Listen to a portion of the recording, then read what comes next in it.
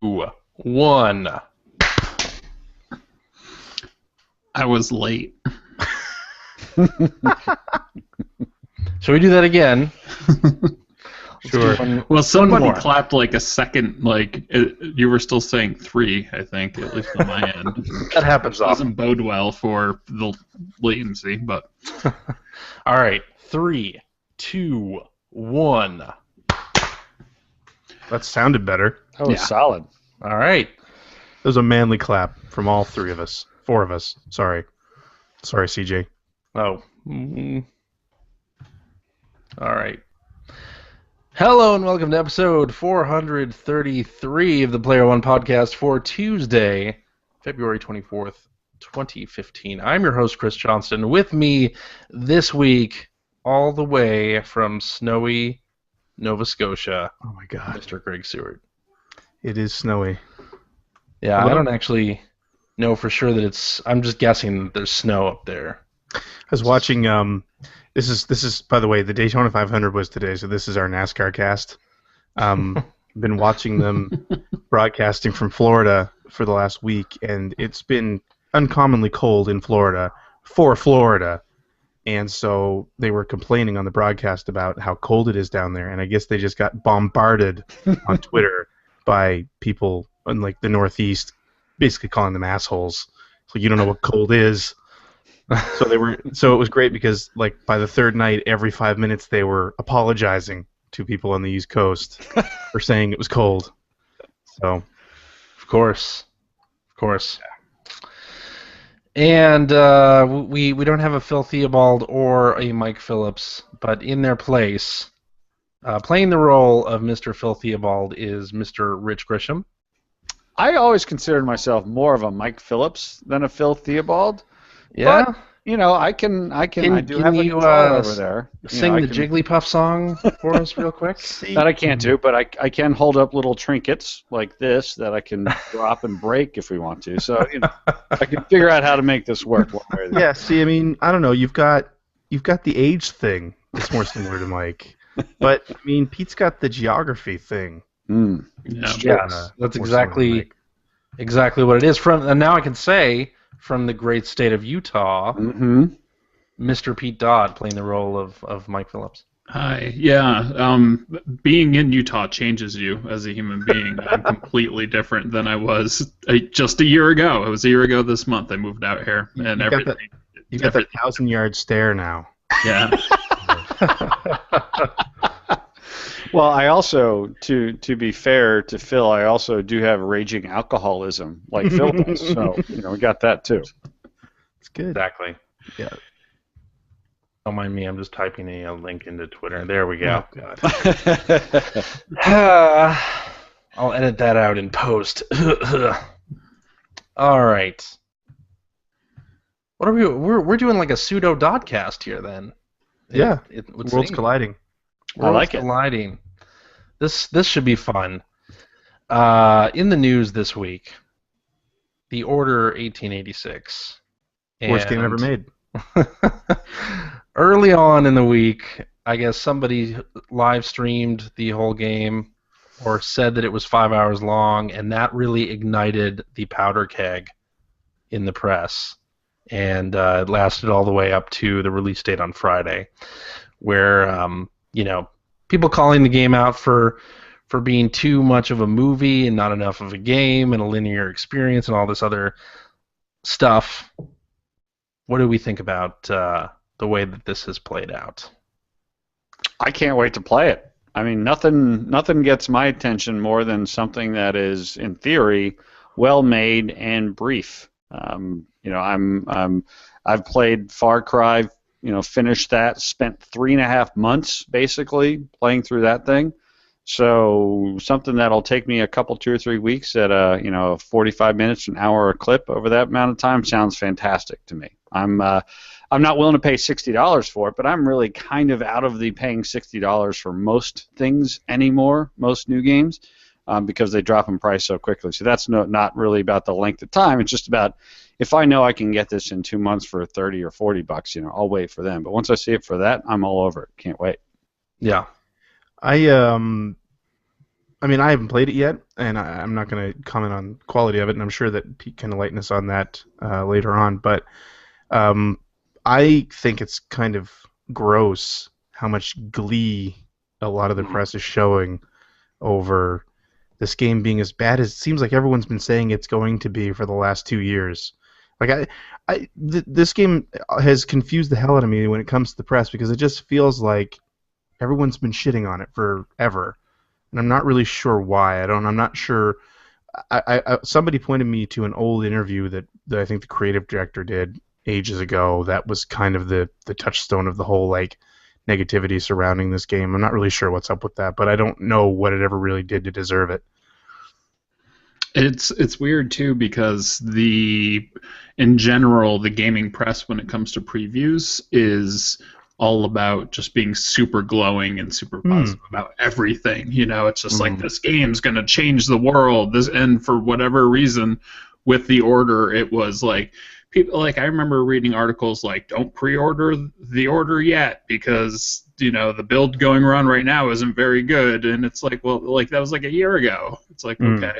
I mean, most builds a year out from release aren't very good. What's different in this case that you're bringing it up? Yeah, and the whole length thing, I really don't care about that because I only have short amounts of time to play a game. What are you laughing about? Nothing.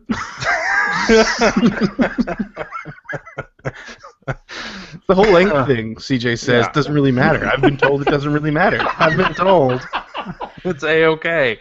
I've asked many times, and I've been told that it's fine. It's the experience that's important. I've asked so many times to get angry.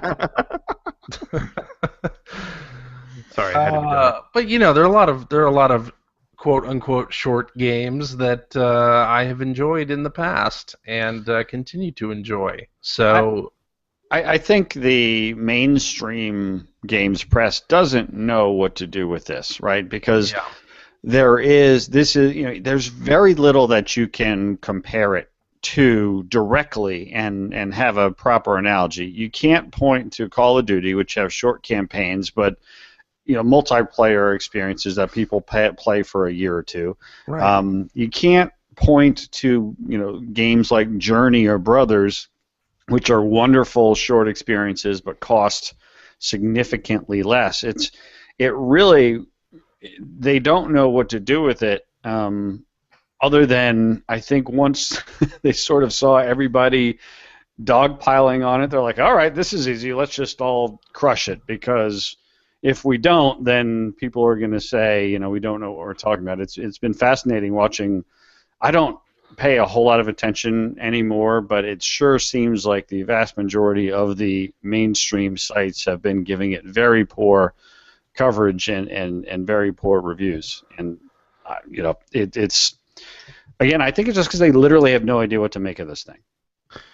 Yeah, I mean, it reminds me of something like, say, like a David Cage game. Really, I feel like that's kind of the same thing where a lot of people don't really know what to make of it, especially in the press, and even as a consumer. Because I mean, with David Cage games, there's a lot of they have a lot of warts, especially on the gameplay side of things. But you kind of either love it or you hate it. Like it's a very specific experience, and you're either all in or you don't want to touch it. And it kind of sounds like The Order is going to be that way too. But again, I haven't played it yet. Yeah, no, it absolutely is, and I've noticed this for a while since before The Order, but with this type of game, it popped up with Beyond Two Souls, which is there's definitely a group of people who adamantly hate the idea of games being like movies, being less interactive,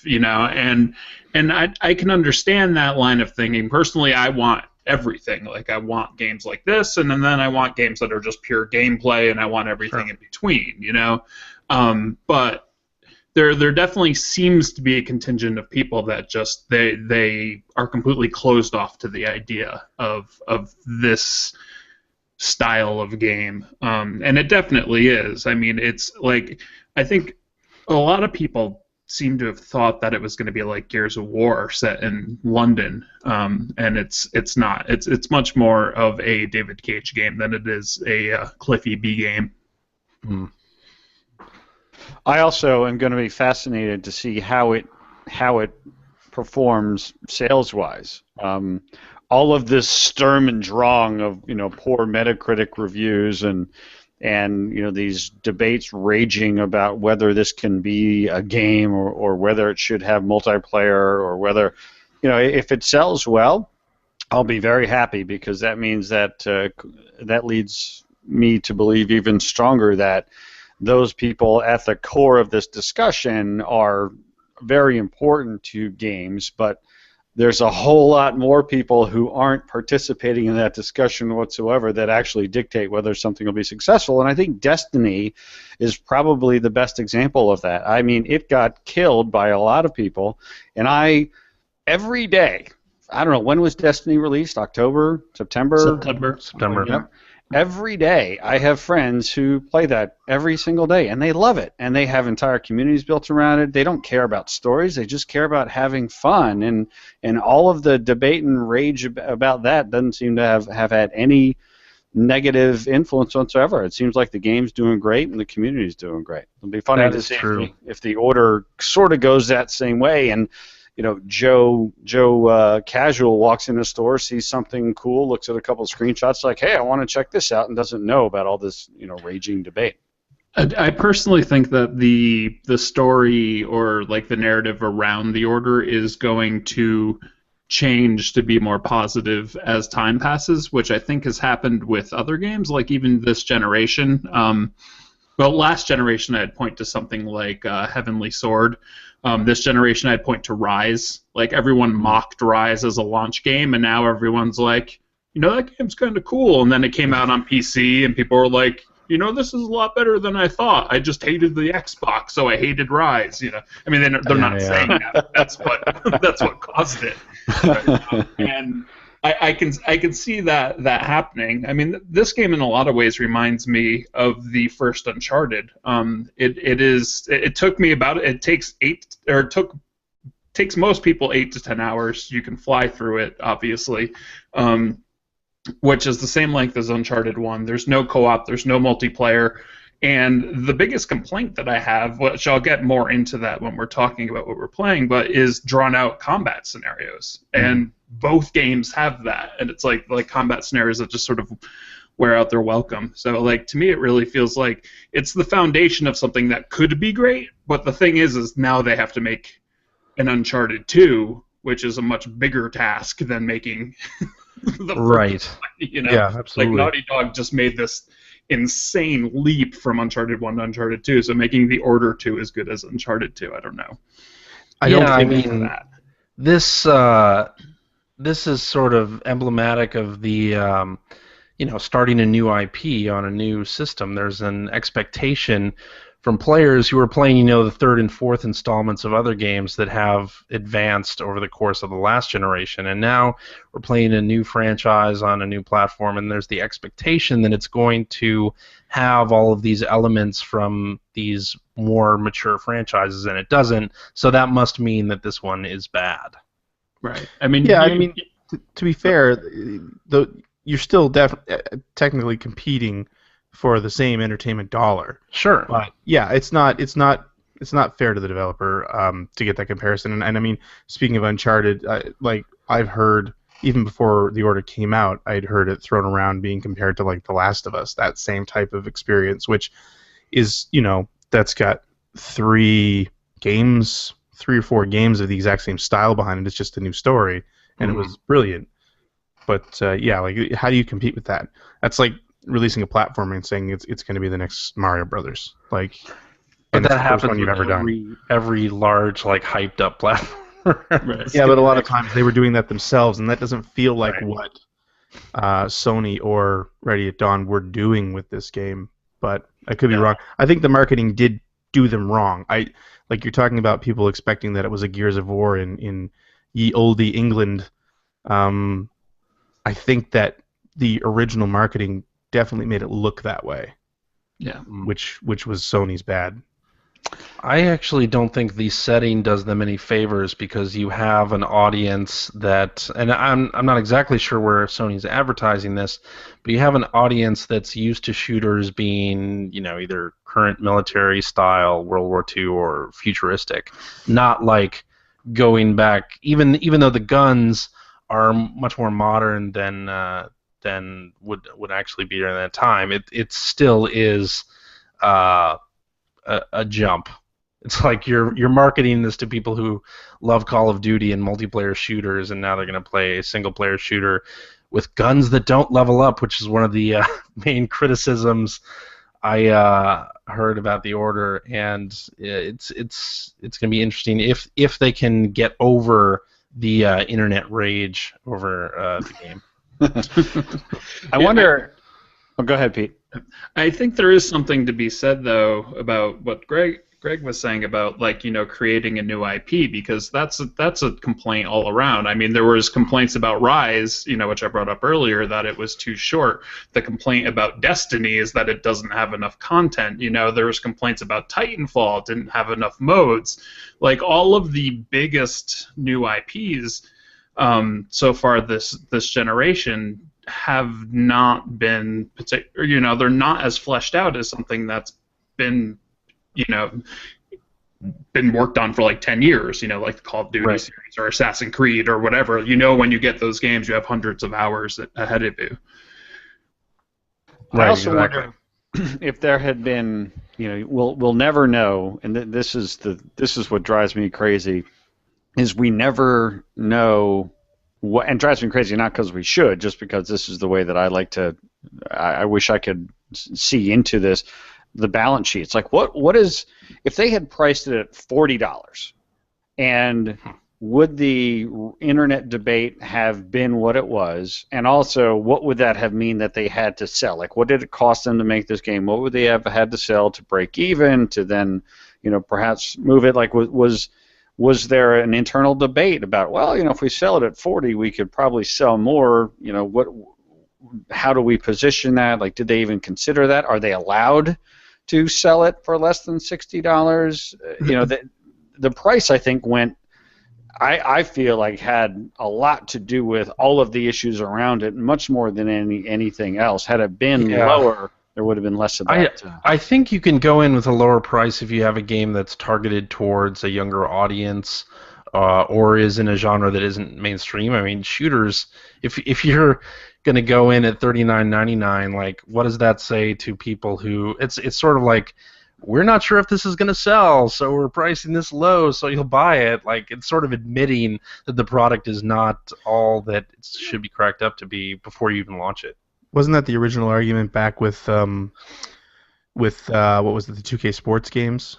Remember that year that they released their games at $20? Yeah. And that was right before all the exclusive licensing started happening in sports, and that was kind of the same argument, not from 2K Sports. As far as I know, it was quite successful for them, and obviously they made that choice. But the argument from the platform holders and obviously from EA, with the biggest competitor, is that you're actually damaging the value, the perceived value of these games by selling them so cheap, which I think is crap. Sony has time now. They have as much time as they want to drop the price, right? I mean, you can't increase the price. Like, if it happened to be that the reviews turned out great and they had released it at $40, then they would have been, probably kicking themselves that they didn't release it at $60. Sure. I don't know. It feels to me, and CJ, you know more about this than I do. You're in the business, right? But it seems to me like if we don't price it at $60, we won't be perceived as having a brand that is valuable. I feel to me like that's a myth that we sort of tell ourselves. I personally, if I saw the order for $40, I would buy it right now. And I think it's an interesting sort of a paradox that it's like, if it were lower price, sure, maybe you would buy it, but then at a certain point, I'm sure there are people who would be asking themselves, well, what's the reason it's launching at this price? Is it because it's not offering everything that it should? This is sort of the same problem with iOS games that have been devalued over time. Now people won't even pay 99 cents for a game because that's seen as too expensive. I mean, there certainly is a price parity that, at least as a first party, I don't think you want to shake up all that much. And also the group that Rich was talking about before that may make this game a success, they are going to be the ones that will walk into the store and go, why is this game $40? There must be something wrong with it. People like us, we've been following the game, we know what's going on with it, we know what we're going to get with the game, we've read 40 reviews. $40 isn't going to throw us off or make us think differently of it. But it's the people that don't do what we do, that are going to make or break the game. I do believe that if they saw it at $40, they would just go, but it must be a budget title. Yeah, that could be it. The other thing I think you have to think about, and this is my understanding, is that remember, this is a first-party game. So as a platform holder, I don't believe that when you release a game on the PlayStation 4, you're allowed to price it at $40. A retail release. And if I'm right about that, Sony can't go around and start doing that with their first-party games because they would piss off a bunch of partners. Well, didn't they release Little Big Planet 3 cheaper than normal? Shut up. And Plants vs. Zombies hadn't had a physical that was like release, $24.99. See, I was going to be nice, Greg, and not point out your mistakes in the first 30 seconds. Wow. Yeah, wow, that hurts. Tough crap. I'm wrong, but what I'm saying is, I mean, they still do control the pricing to a point. I guess maybe $40 is the lower tier. I know that the $20 tier disappeared years ago. Yeah. So I just assumed that the rest of them did, because I know that in speaking with a lot of companies that do apps, that's one of the things that a lot of them, any of the companies that used to do like packaged games, that's one of the complaints you always hear is that the packaged games on the dedicated consoles, it's a losing proposition if you're not going to spend a ton of money and hit big, right? Sure. Like if you're going to have a modest budget, you're being asked to compete against Call of Duty and Uncharted and all that stuff at the same price point, but you've made you've made a game at the third of the budget, and it like this game basically, it seems like, with less content. So, but I think maybe my $60 thing was wrong. Oops. One of the interesting things about this game's release, I looked at the pre-order offer for this game, and it struck me that it was a little bit weird. So the content that they give you, maybe I'm wrong about this, is like it's content that you can use after you've finished the game once. That's weird to me. Yeah, it is. It's strange. I think it seems like an idea that they had late. Like, the game. I mean, a lot of people have been talking about like, oh, they're selling it for $60, then they're going to sell DLC and anything. Like, I haven't heard any plans on any other DLC coming. And it feels like it should have just been all one sort of contained experience, but then they were like, we need to give people a reason to pre-order. And then they we'll give them an alternate, like it's the same gun, it just looks different. An alternate outfit and like a different looking gun. It's like, all right, that's an amazing pre-order bonus you've got going there. But you can't use it until you finish the game? Yeah. I guess. I haven't even tried. It just like I saw it and it was like... Yeah. A little weird. All right, well, we'll talk more about the order in a few minutes. What I really want to talk about is this rumor from Bloomberg Business. Harmonix had done some surveys before, like, are you interested in a new Rock Band title? And now Bloomberg Business has weighed in and said that there is a new Rock Band coming from Harmonix for the new generation of platforms, and I am very excited about this. And Rocksmith, for CJ's copy of Rocksmith, is now weeping behind him. That dusty guitar in the background is going to be collecting dust, I'm sure. And Harmonix has released like 2 more songs for Rock Band. Wow. So that's like 5 new tracks in 2015. That's crazy. But what do you guys think? Are you interested in this at all, or is it only me? I could be. It depends on what the price is, I guess, at this point. Like, when Rock Band first came out, I had no problem dropping as much money as it was, and I can't even remember how much it was, but I remember it was over 100. Yeah. Now, it would have to be cheaper than that, but I definitely would like to own it again. Yeah. I'm not ready to dive down that rabbit hole again. No. It's too expensive. I'm happy not having all that plastic crap cluttering up my space at this point. And I mean, also, if somebody else jumps in again too, then you get that whole plastic instrument arms race happening. And do you really think anyone else is going to jump in? Well, it depends how this does.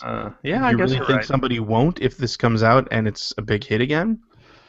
I mean, Activision likes money. Ubisoft likes money. Oh, I thought Activision melted down all of the Guitar Hero instruments and made them into Skylanders. That doesn't mean that if it's suddenly viable again, they wouldn't jump back in. I think they can do the probably make more plastic. Something tells me they can do that. Oil's cheap these days, so.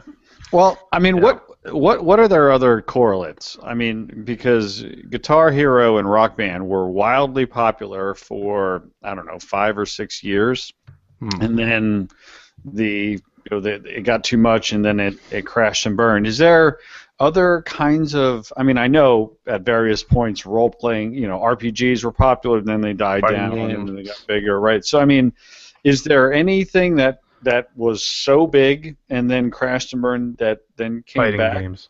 I think fighting games. Yeah, is probably. I mean, unless you're hardcore in that community, and I'm sure we'll get letters about fighting games have never died.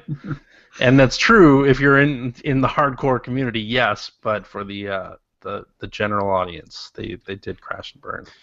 Right, but did they come back? I'm saying I think they did. They came back, but not at the level of intensity that they were in the mid to late 90s. I think Street Fighter 4 and Mortal Kombat, that remake, brought fighting games back. Yeah, I we mean, have a million companies rushing to make new ones. Yeah. I mean, the fact is, though, it sounds like between you and Mike Phillips, you both sound like, I'm ready, let's do this thing. So there does appear to be at least some people in the community that are ready, willing, and able to embrace the return of Rock Band. So, I would consider it if they change up the business model this time around, and it's more of a service than... if I don't have to go out and spend $120 just to get in, I would consider it, right? Like if I could just go say it's the price of the plastic guitar, because honestly I'm not getting a drum set. Like that was one of the things that I learned that the last round taught me is like I don't care about the keyboard, I don't care about the drum set. The keyboard is awesome. Come on. Anyway, my point being that drums. if I can, so we can buy, make a band right here. But see, there you go. But if that's the thing, if you could buy say the drum set, but you don't need to spend $70 on the game. And perhaps with a ton of songs you don't even want, right? But you can actually do it a la carte if you want and just buy the hardware. I would consider that, right? If I can buy the songs I want for a reasonable price, well, they've kind of tried some of the hardware. that. I'll be happy with that. They've tried that recently, right? With Rock Band Blitz and with Dance Central and with Dance Central Spotlight, which is more of a platform where you buy the music separately. So I mean, maybe they've. But yeah, maybe they've seen success with that, and maybe that is going to influence the way they reintroduce Rock Band. If I can buy Cyndi Lauper's greatest hits and a plastic guitar, you'll be playing She Bop from Dusk Till Dawn. Anybody who isn't is lying to themselves. Yes. All right. Well, let's move on. Let's talk about TwitchCon. Shall we? What? TwitchCon. So Twitch.tv is having their own convention. That's right. As if there weren't enough gaming events already between PAX, Prime, East, South, Australia, and what have you. Twitch is doing their own event. GDC. Yeah, this one in September in San Francisco. We've got TwitchCon. Cool. What do you think? I mean, is this another event for games makers to go show their wares, or is this more for the most popular Twitch streamers to gather? What's the sort of goal of this? I haven't really seen I that. think it's probably a little bit of both, but more for the popular Twitch streamers to get in front of their audience Don't they get in front of their audience every time they stream?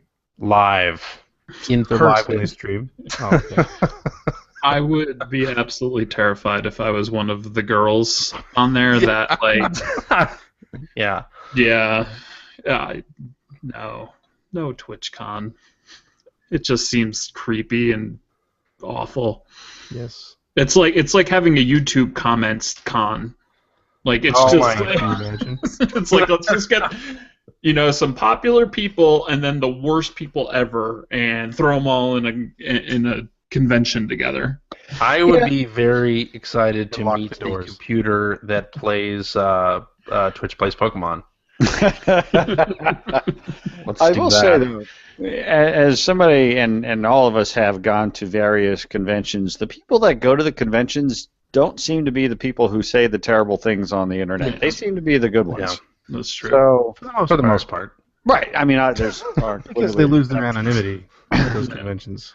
Yeah, but yeah, I'm just trying to, like I said, I'm trying to figure out I mean, and clearly they're having it, so the people behind this have an idea, they have a goal in mind, they have a reason to spend the money to put this thing up. I mean, there's probably no more expensive place in the world to put a con True. together than in San Francisco. So these guys probably know what they're doing. I'm just curious as to who will actually be not attending from a attendee, but like who's actually paying money to set up a booth and what kind of mix will that be? Because this is a new thing. This is not another PAX or not another E3. This feels like its own animal. It'll be very interesting to see how that comes together. That's true, and there are a lot of like little events that a lot of people don't even know about. Like Square had a Final Fantasy MMO event in Las Vegas last fall, and you have League of Legends events all the time, and like a lot of MOBA and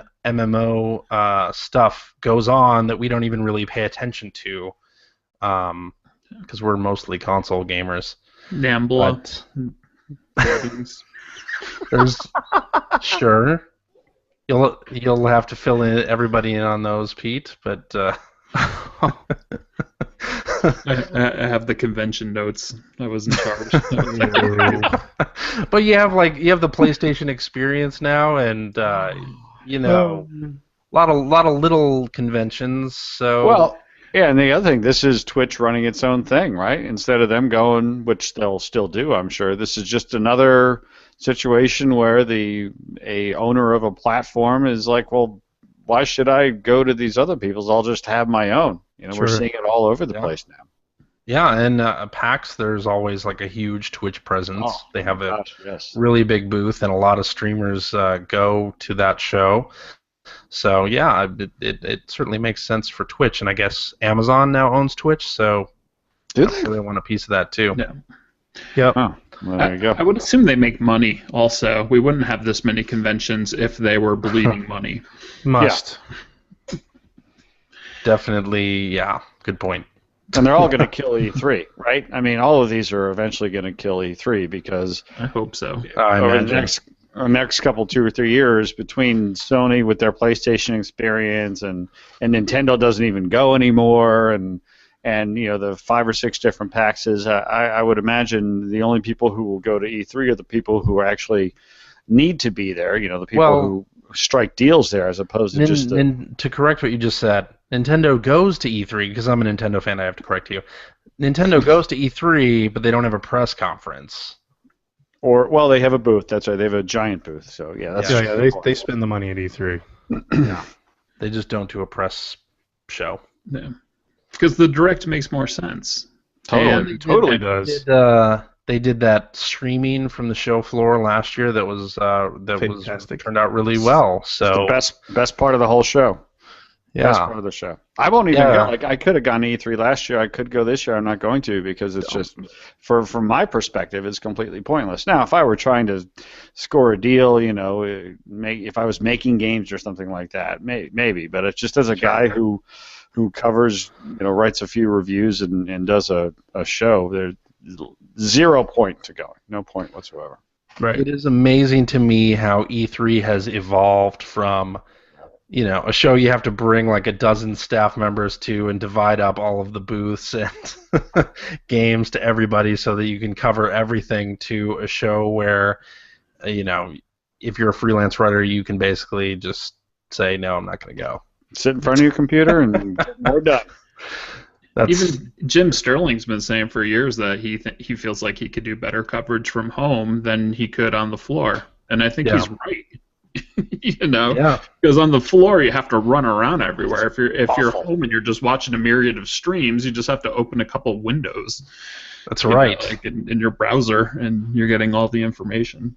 Like in the past, those E3s where Konami has debuted a new Metal Gear trailer, and you'd have to like wait for it to queue up every 15 minutes. You could just like download the movie file and play it as many times as you want. I don't have to deal with any of that. When it became clear to me that for what I do, there was no reason to go to E3 anymore was a couple of years ago when they were the new FIFA and new Madden and new NBA Live were coming out on the next-gen consoles for the first time, and I had an appointment to go behind closed doors and see it. And after 15 minutes of seeing all three games, and with 25 other people standing right next to me and barely seeing it, I'm like, well, this is utterly pointless. I spent my own money to come out here, and it's just a giant waste of time. Yeah. Much better to go to PAX or Gamescom now is pretty big, or even something like the PlayStation Experience is getting larger in importance. All right, shall we talk about what we have been playing?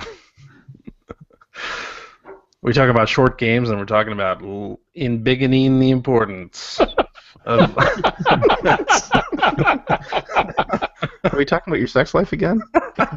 Once again, yes. CJ getting All right. blue, working the room. That's right. All right.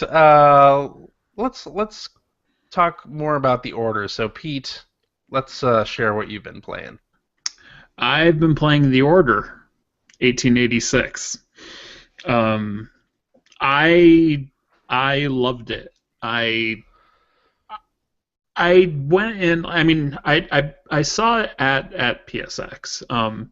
The demo at PSX was 30 minutes long, and the line was long. So I was like, I'm not going to stand here because this line's going to take forever. So I just asked the person if I could go in and just look over people's shoulders as they played it, and I was sold on it at that point.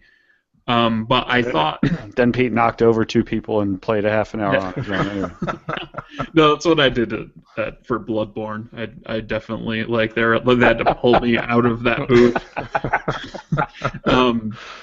But I had my expectations in check, though, I think, because I saw a large chunk of the game. I didn't think it was going to redefine anything, and it didn't. In fact, I think the game ended up being better than what I thought it was going to be. It starts off with a thud, in my opinion. Yeah. It's very slow. A lot of people complain about the pacing all the way through. I mean, for as short as this game supposedly is, I think that this game's actually going to test gamers' patience more than most games do, because of the fact that it is a slow burn. It's molded in, the storytelling style is very, very reminiscent of the middle seasons of Breaking Bad, where there's just large sections of where there's not the story just slows down to a crawl to really sort of get into the characters, and then as soon as you're just somebody do something, then something crazy happens. So it has all of these sort of ebbs and flows and stuff, which I loved, but the typical person playing video games either isn't used to that or doesn't want that.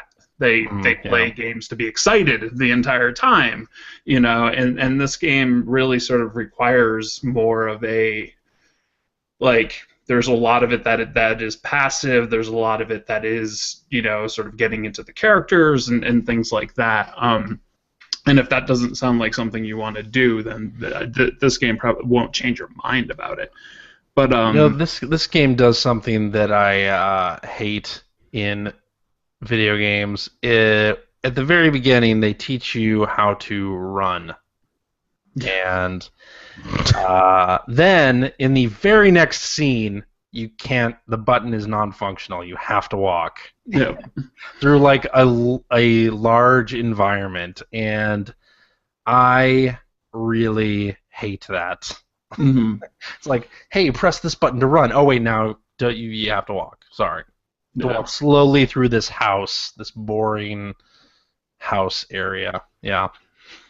The entire prologue and like first half of the first chapter were I was going, okay, maybe I'm going to side with the reviewers on this. Like, this isn't doing any, it's gorgeous, but did they have to dunk him in the water 3 times, 4 times? Like, yeah. When am I going to get a quick time event here so I can end this? Yeah, exactly. I mean that's sort of like where the patience come in. Like, movie wise, like, people talk about the movie Bad Lieutenant being like this amazing movie, and I remember watching it, and it took Harvey Keitel, like, he was like drunk, and it took him like 10 minutes to walk down the stairs, and after about 7 minutes, I was like, I get it, he's a drunk, and I just turned the movie off. Like, it doesn't take 10 minutes. So I could definitely see people doing that with this game. If you stick with it, though, it really starts to take off in chapter 2 and 3, and grabbed me and didn't let go, to the point where I played it like it. I got it digitally through a share, so the game technically was $30 to me. So I can't even answer the "is it worth $60" question. But it unlocked at 1 a.m. my time, and I was like, okay, I'm going to play like an hour. And at the hour mark, I was just getting into when it picked up. So then next thing I know, it's 4 o'clock in the morning, so I played 3 hours. And then I woke up Friday morning at like 10.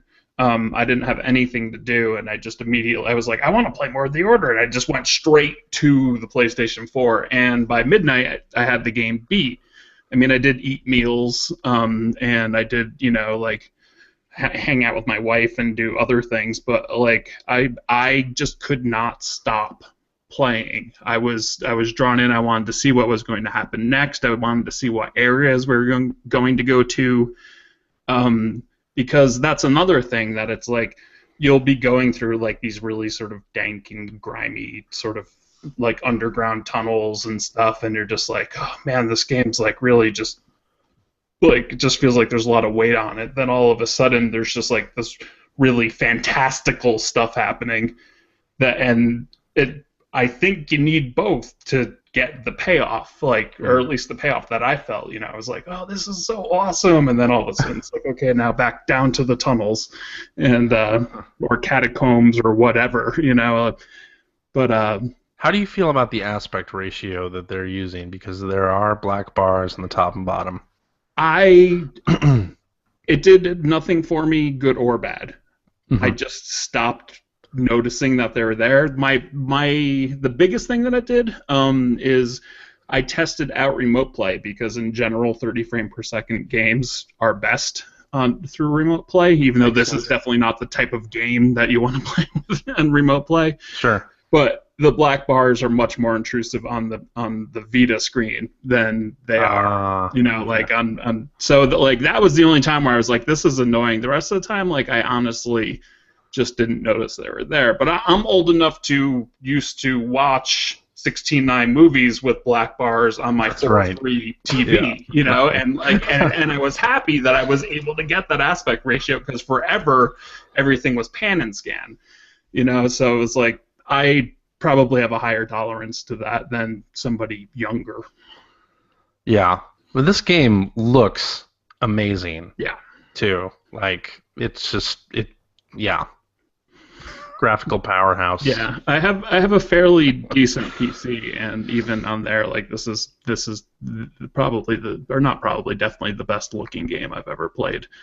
And there's no real weaknesses. There's a lot of games like even Drive Club, which I think is an amazing game. There's some stuff where you're like, the trees on that mountain way over there look really low polygon. Like this game, like every single asset that's on the screen looks like it took the artist like 5 years to create it. Yeah. Like, they took such care in every single like inch of the not quite full screen. Yeah. You can see where the money went. Yeah.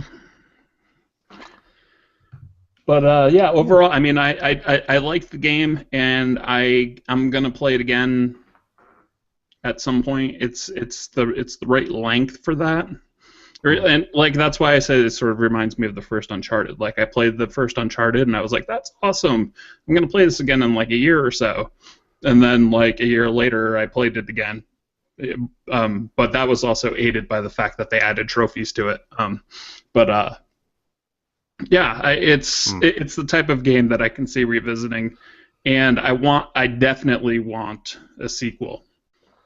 It could turn into something really special. It's not quite in the special category yet, but it could, and I'd like to see them get a chance to do that. You mentioned the pacing. Do you find that part of the problem with the pacing is like when you get into the actual action bits that even like I've read from a few places that they feel kind of stunted, like when you're finally really getting into them, all of a sudden they end because something else has to happen now, or they take a little bit too long on certain, like, do you feel that? Yeah, the action is strange in that it feels really good. I felt like mechanically it's sound. The cover system worked fine for me. There's a lot of guns that are a lot of fun and no guns that are awful. So like everything there is fine, but there's definitely certain times where it was like, okay, I just picked up a bunch of guns and now I'm walking into an area with waist-high cover, and I know that I'm going to be here for the next 15 minutes after multiple waves, and it's the same problem that the first Uncharted has, where it's like if you just knocked like 2 waves of enemies off, like, and didn't make me just like you can tell that you're hitting like a roadblock, or that's just like it's like okay, you have to shoot guys for a while, and then you'll get through. So that bugged me. How's the ending, Pete? Like, was the ending satisfying? No spoilers. No spoilers. I will not spoil it. I did not. I had heard and read many people saying that the ending was atrocious. The ending was not atrocious to me. But it also, again, it depends on what you're looking for. Right. In an ending. It not atrocious as a start, I suppose. Right. No, I mean it. To me, it was a satisfying ending, but it feels like I guess what I can say is it feels like it's a part of a continuing story. Like, and again, I'll compare it to something not a video game, but like The Lord of the Rings. I never read the books, and I never watched any of the earlier anything. So when the Peter Jackson Lord of the Rings movies came out, I went in knowing nothing. And I'm watching the first Lord of the Rings, and they're walking over a hill, and then it cuts to, like the credits, and I'm like, how is that the end of the movie? This is not the end. I agree with you. Because I also was a noob to Lord of the Rings. I was so mad, and then I eventually, the second one came out, and I was like, okay, I see. Like, it felt kind of arbitrary where they cut it off. This doesn't feel arbitrary. There is an ending, but it clearly isn't done. I have heard it's the lead into a bigger world. This is the only place I have heard Peter Jackson's name said every single episode for the last 5 episodes. That's right. Of course, I am a big fan of the Order books, which is another reason I'm hesitant to play the game because the books are so fantastic. Oh wait, what? I'm sorry. Yeah. Yeah, you are playing Phil's part. You know what? You just confirmed Hey, it. I got set up. I got to deliver, right? Yeah. To me, one of the most difficult aspects of this type of game to design, and I feel for the game designers here, is to know when you have too much, like when you should cut off two waves, like Right. because there is a certain type of player that is going to appreciate a really long battle, and there's another type of player that is just going to see it as artificially lengthening the gameplay for no reason. Hello, clickers in The Last of Us. Yeah. Yeah, I definitely felt that way. I mean, if anything, I wish the game was a half hour to 45 minutes shorter, not longer. You know, which like is the opposite. I know of what everyone on Earth is saying, but I feel like it would have been a better experience with a little bit less. But there's definitely things that they could have tweaked to be a little bit more as well. There's certain fights that are so choreographed, and a lot of people talk about like QuickTime events, whatever. Most of the things that people are talking about being QuickTime events are really just button prompts. It's like hit A to open the door or X to open the door. It's like that's not a QuickTime event. That's just telling you that that's the button to go through the door. But there definitely are QuickTime events in there, and that's not even what I'm talking about. There's just certain enemy types that are there's one strategy to beat them, and you have to fight not a ton, half a dozen maybe, but it's the same fight every single time. So it's like that should have been a little bit more dynamic. Just stuff like that. So yeah, I mean, it's not perfect. It's not. There's a lot to learn. There's a lot. I'd like to see the world expanded on. Its strongest assets are the lore. Is the world, like the world feels real. Especially like the sort of steampunkish stuff, because it is like it's in 1886, but they have aircraft and they have like communicators and stuff like that, and all of that stuff actually gets explained pretty well because Nikola Tesla is a major character in the story, and he's kind of him and Thomas Edison are kind of the driving forces behind like this technology push, and they actually get into that, and it's really cool. And it's like the world feels grounded, even though it's like this steampunk alternate reality, which I thought was awesome. Like they really laid down a fantastic framework for a next game, and I hope that it happens. Yeah, I guess we'll see in a couple of years' time what happens with that. I thought it was interesting. So Ready at Dawn, there was this interview on developonline.net or something. I don't know if you saw it, where it was conducted like right after the YouTuber said that it was only 5 hours long, and they made some comment about the internet being full of hate and all this other stuff, and that interview, which by the way, I think Develop Online is supposed to be like mostly talking about the development process, not internet rage against your game. But I thought it was interesting that there couldn't have been a PR person present for that interview, or those guys haven't gone through media training because they Right.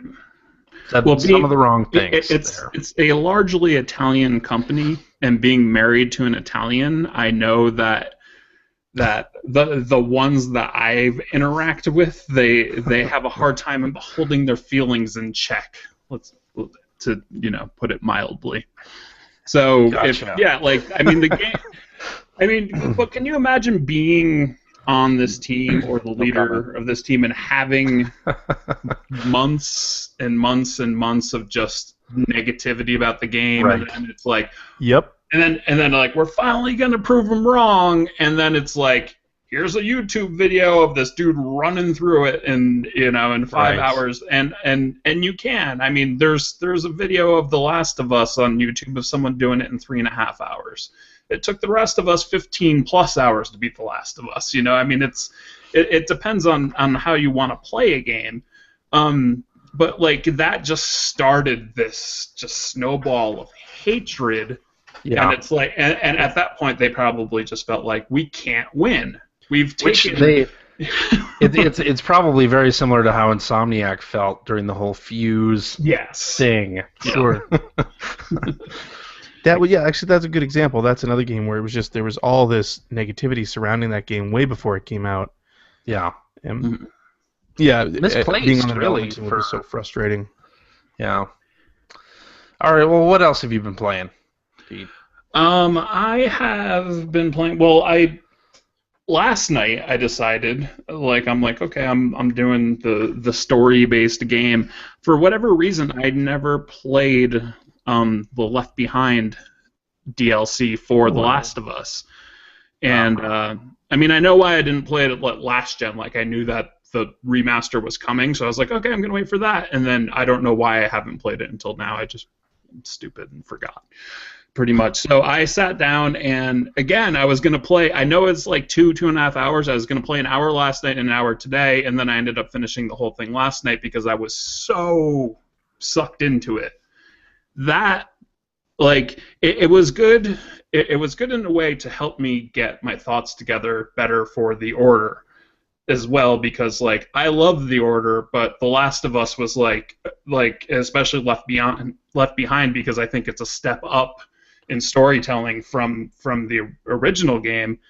It was sort of a reminder of like, no, we're the king over here. Like, The Order, I know you enjoyed it, Pete. That's cool, but like we're still the best. And I was like, yes, you are, Naughty Dog. But I loved it, and there's so much non-action in that game. There's one scene. I don't think this is a spoiler. There's one scene where you're in a Halloween store as Ellie, as a kid, and I didn't even realize I could leave, and I didn't want to leave. I was just running around and doing all of this stuff with my friend, and it was funny, and it was like. And then after like 15 minutes, I was like, wait, I'm playing a video game. There must be an objective here. And then I found the door and I left, and it was like they created this amazing world to interact with, to add to the awesome characters and writing which they had in The Last of Us. Like the Last of Us, the world wasn't all that interactive. It was. Mm-hmm. It was heavy in atmosphere, but you didn't really do much with it other than hide behind things and throw, bricks and bottles at stuff. This, I felt like, really, you were a kid, like in a Halloween store. It's like being a kid in a candy store, and there's a lot of stuff like that. And the way that they tell the story too, which again, like I didn't even know that that there was two separate things happening at once. I really loved that. Like, it just, I was completely blown away when the credits rolled on that. I was like, I was just sort of like, I was shaking a little bit, and I was like, oh my god, that was so good. It was so good. So yeah, that really, really blew me away, and I tweeted about it, and evidently I am not alone, because I got about like 10 tweets back of, I've been meaning to play that for like a year and I haven't played it yet, and I'm like, do it right now, which is what people who have played it have been saying to me for the past year and a half. They're like, you need to play it. So yeah, if you own that game and you liked The Last of Us, and you haven't played it, just turn this off, throw this podcast in the trash, No, Wait, don't and do go that. Don't do that. Don't do anything rash, please. No, but what I loved about what I loved about that DLC was like, I mean, Ellie was a great character in The Last of Us. Obviously, they were all great characters in The Last of Us. But your emotional connection with Ellie in The Last of Us had everything to do with Joel's daughter and what happened in the very beginning, right? Which was brilliant. It was exactly the right way to do that, because you're immediately attached to a character that you know nothing about, and then she sort of grows on you as she grows through the story, and you get attached to her for other reasons. But it was so great to go back, and it's like, okay, let's put a past that you can actually experience a little bit for this character. Let's let you do that with Ellie, and it just, I mean, it made her character all that much better in The Last of Us. Like, because she's an amazing character without Joel. Exactly. Because that was one of the things that I'd wondered for the first half of The Last of Us is like, is Ellie just a prop or is she a character? And then there's the famous hunting scene where like it sort of shifts and you're like okay, like I get it, but this takes that idea to like the millionth degree. Totally. And I just I loved it. Rich is being attacked by some kind of animal. Attacking Rich is amazing. Yes. My cat is very friendly. That's all okay. I'll say. And you've been playing Dying Light, right? Yes. Pete. Yes. I've seen only a little bit of stuff on this, but I assume you're enjoying it. I am. I don't play it all that often. I play it 2 or 3 times a week for an hour or two at a time, which I guess might sound like a lot to some people, but the amount of time I dump into Destiny, it feels like very little.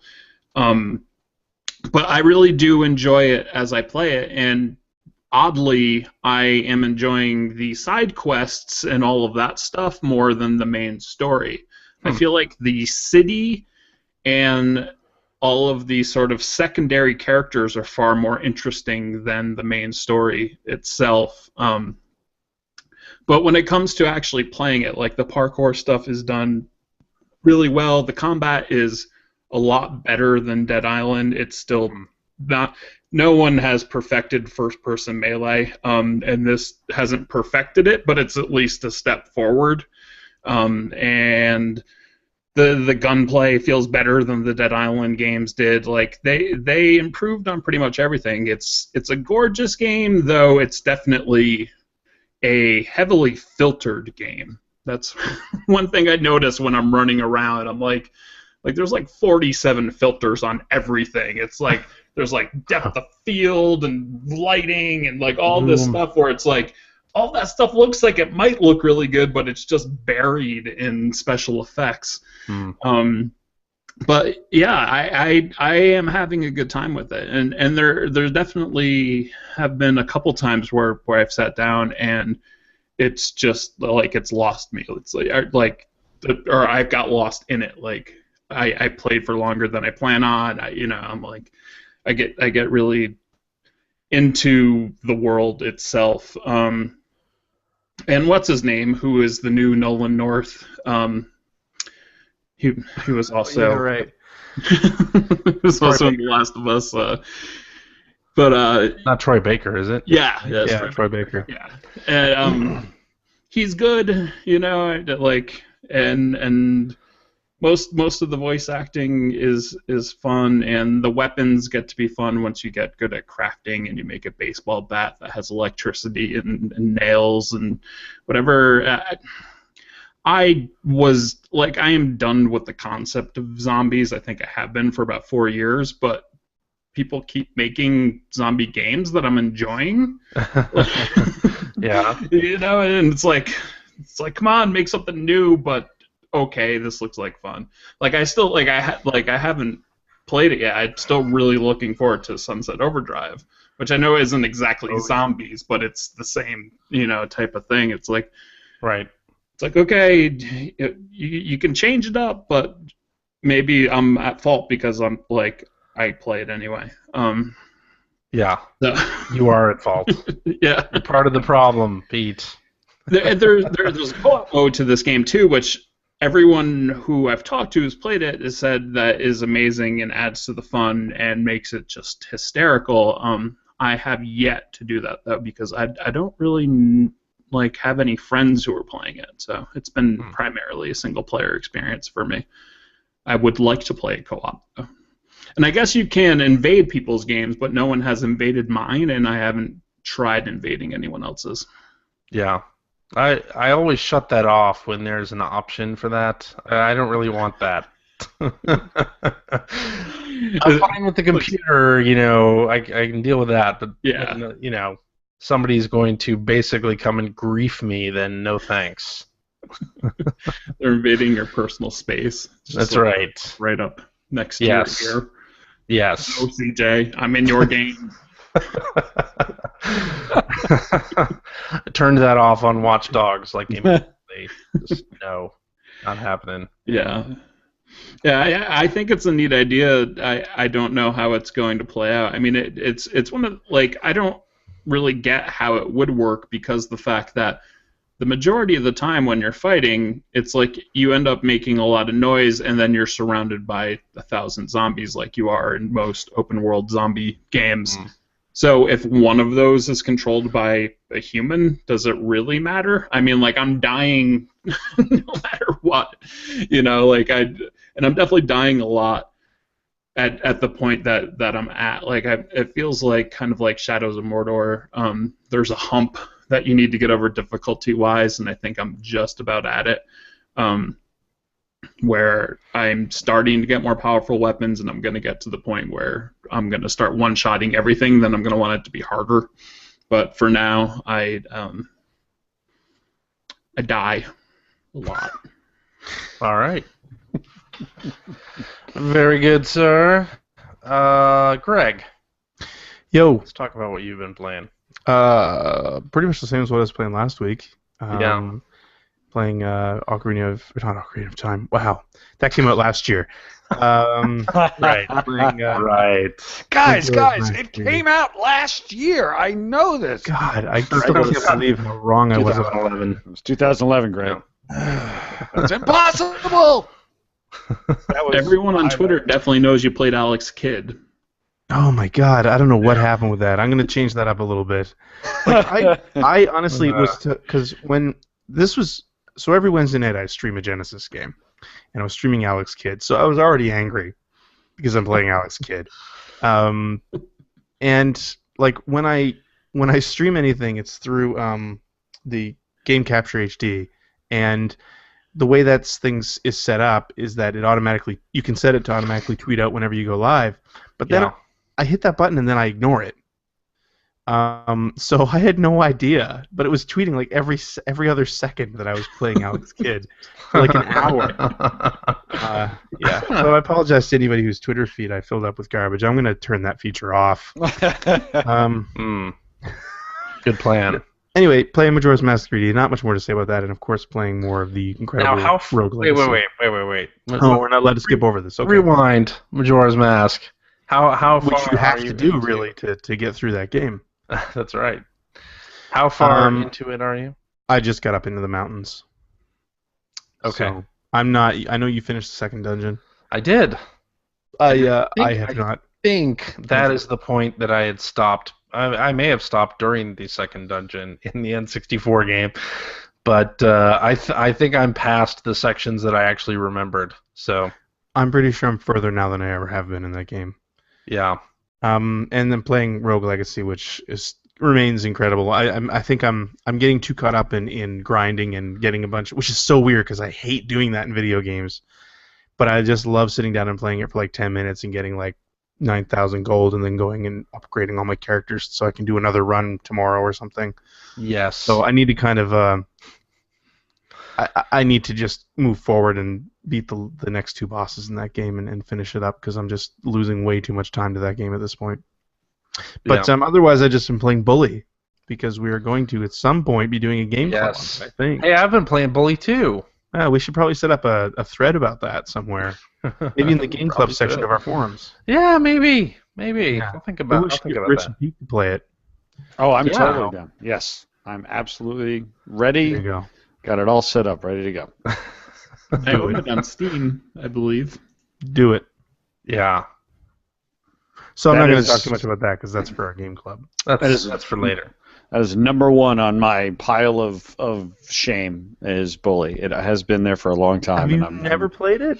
I have never played it. I still have it, the PS2 version in the shrink wrap, and like You're I don't missing have out.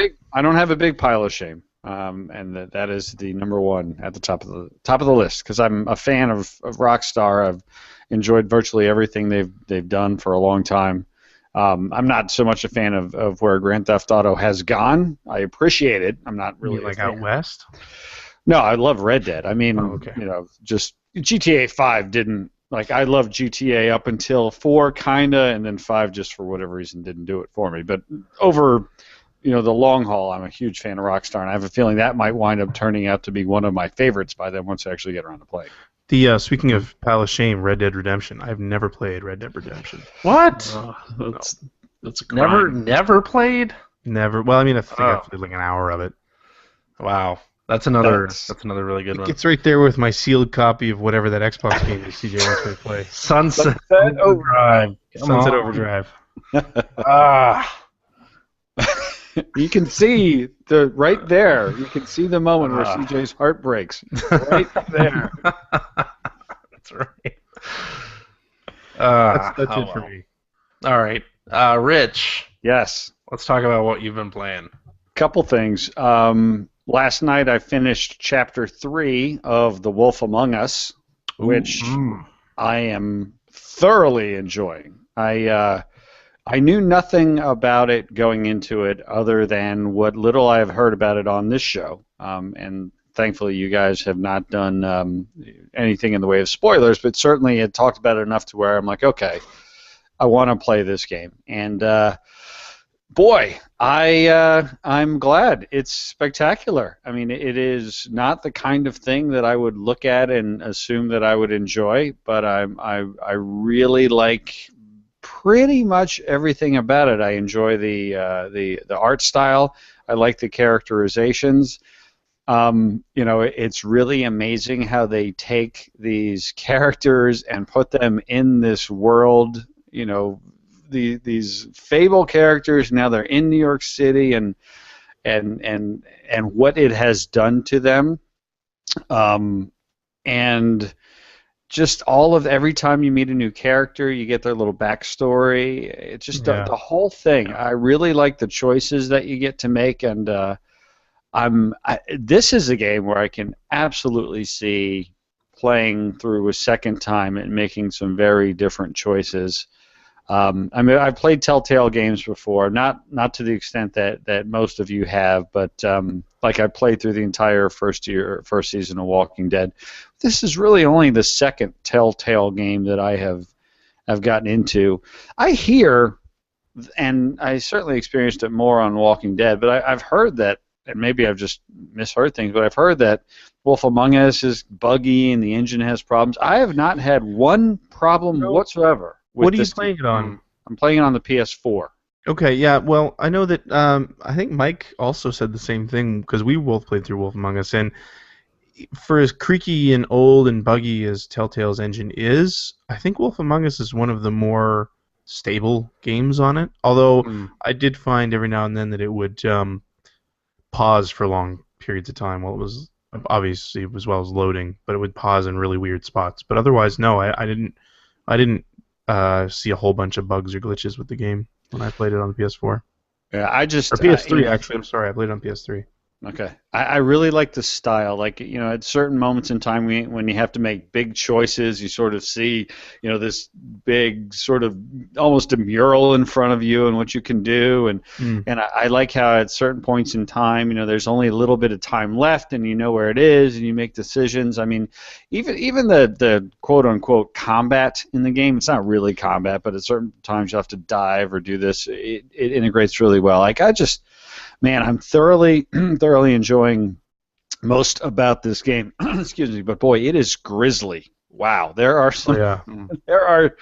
there are some scenes. Now, I don't know. Can I ask like one spoilery question, or should I not even go ahead. get to that? All right. So this is a not a spoiler, but it's certainly a critical thing that happens in Chapter 3. So, Greg, you played the game, and I'm curious. My character, Bigby, you play Bigby, the big bad wolf is the main character. You play through the game as him. I've tried to be a good guy. Like, you have opportunities where you could really just lay waste to people or go in a very rough direction, but I've tried to be not killing people or super destructive. But at a certain point late last night in the very end of Chapter 3, you have the option of whether you can kill Tweedledum. Do you remember that point? Yeah, vaguely. And I hadn't killed anybody, but the dude was shooting me with a shotgun. Like, he was shooting me with a shotgun. So I had the opportunity to kill him, and I did. And that was that was one of those moments where, number one, when they killed him, you kill him in a brutal way. But then when you see coming up on the next episode, you can see that choice, you hear that choice going to have a significant impact on what's happening too. So then I was like, wow, I hadn't done that before, and now I made the decision. I wonder how that's going to impact it. I'm curious, Greg, if you chose to do it, and what sort of major impact I don't remember if I chose to kill him or not, but I vaguely remember the choice, because that was one of the things I really liked about The Wolf Among Us. It really reminded me a lot of some of the best points of the first season of The Walking Dead. Yes. Because I love that a lot of the choices aren't really black or white. This is the good choice, this is the evil choice, because it puts you in a position like you're saying, you're being fired upon. He's trying to kill you, so he's trying to kill me. Yeah, it's like it's kill or be killed at that point. But I don't remember if I killed him or not, and I really don't remember what the impact was on it. All I know is that game just gets more and more brutal, and it does force you a lot of times, especially the further you get into it, it forces you into situations where even if you're trying to play as like the good guy, you do a lot of things that you would like. I kind of didn't really want to.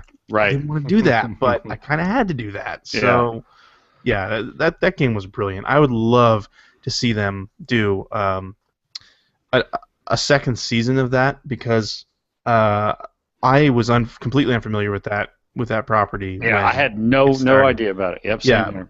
I totally played that based entirely on my love of like Telltale games at the time, and so but there happened to be a sale on Comixology right after I finished it, where you could buy a bunch of the Fables books pretty cheap digitally. So I did that, and I must have read through I read through hundreds of pages of Fables comics right after I finished that game, and there's a ton of content.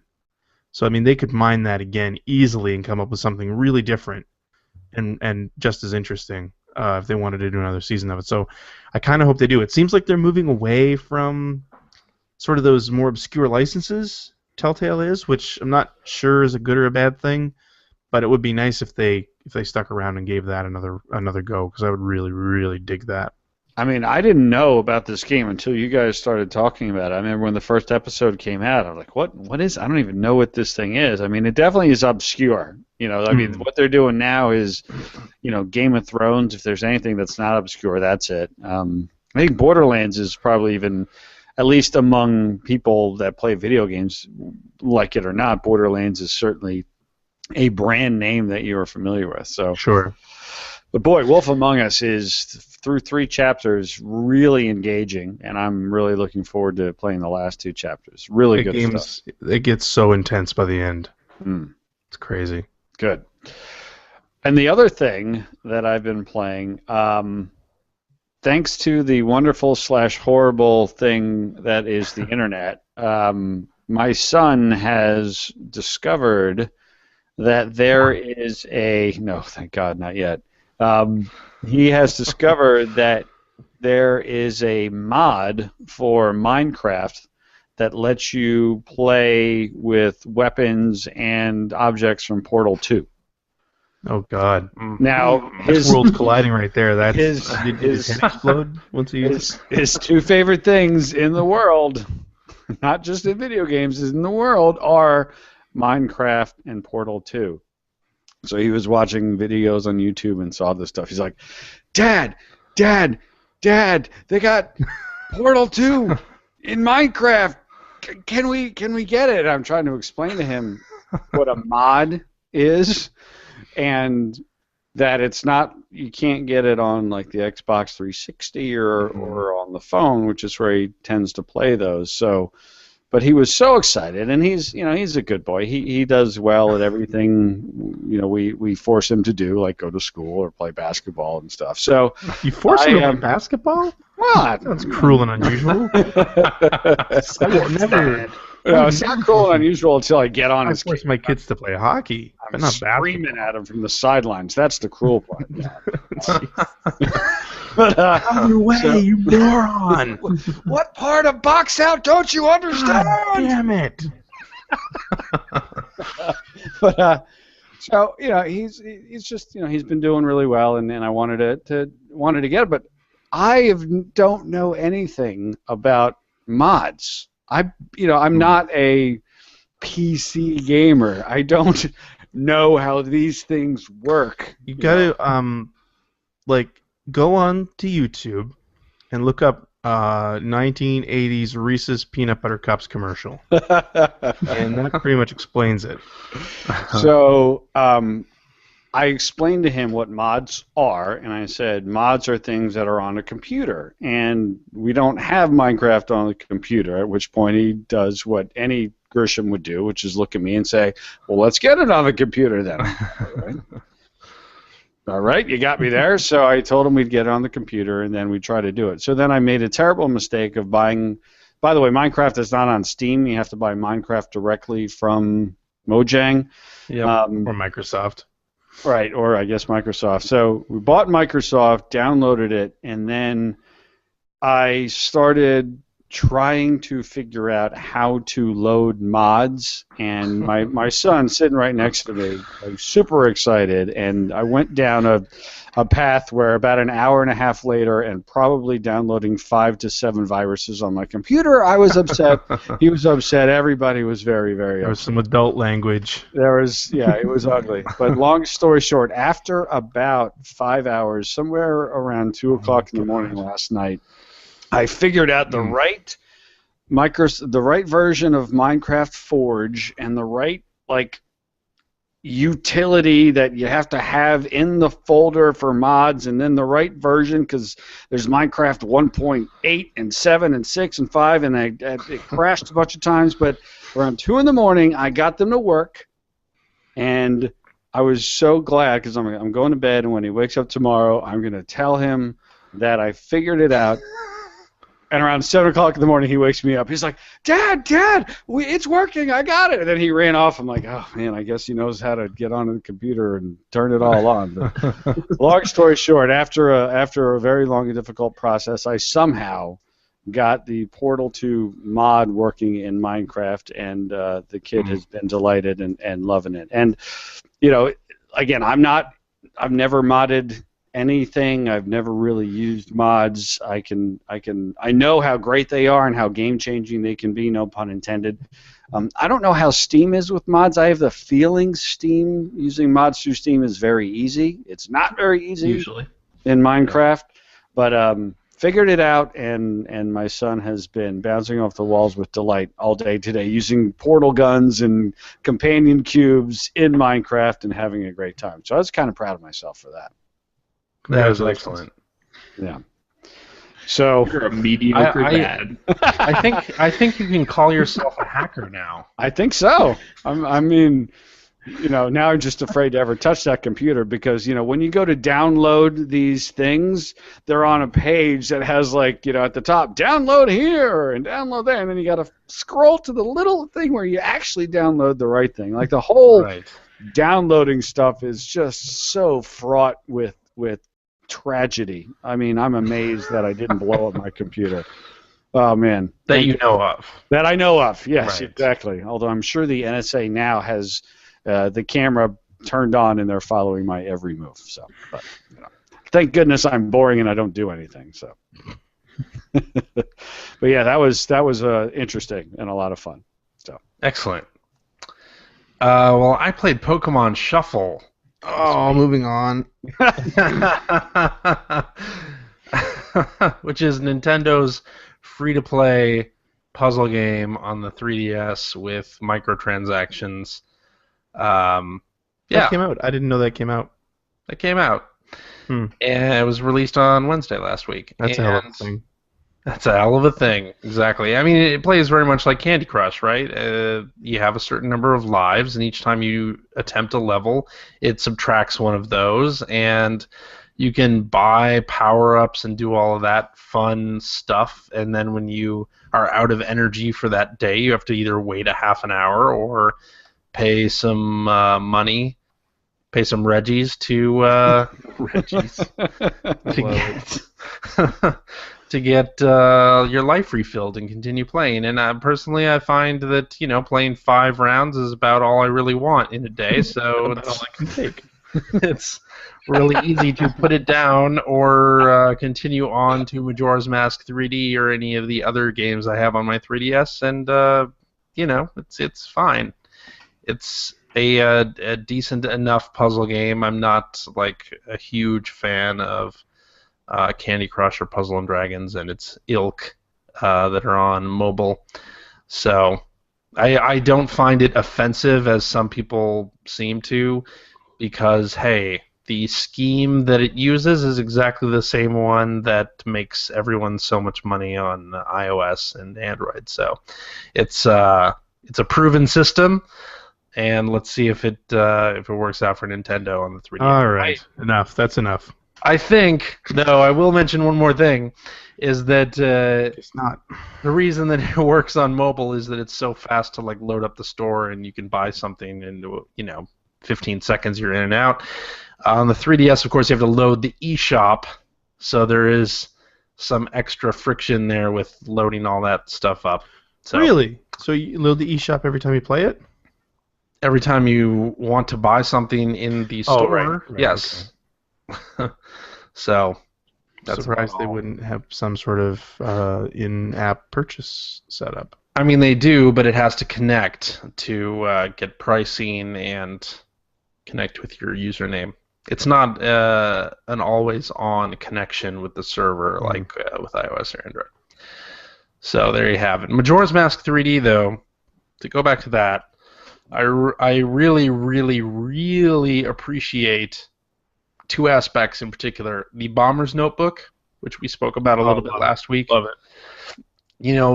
Every time I'm talking to an NPC and get switched over to that notebook where they write down, exactly which time you have to interact with this person and sort of start that side quest, I'm intrigued by when I will eventually get around to doing that. And as I complete some of those, it's just it's awesome. It's a lot of fun. And the other thing is the Sheikah Stone thing that we were talking about, the in-game cheat guide that everybody jumped on me for enjoying. I still think this is one of the best things possible, because you find exactly where you're having trouble. You look at the headers, and it's almost like just looking at the pictures in the strategy guide. Like, it shows you just enough to figure it out on your own. It's really good. I like that system.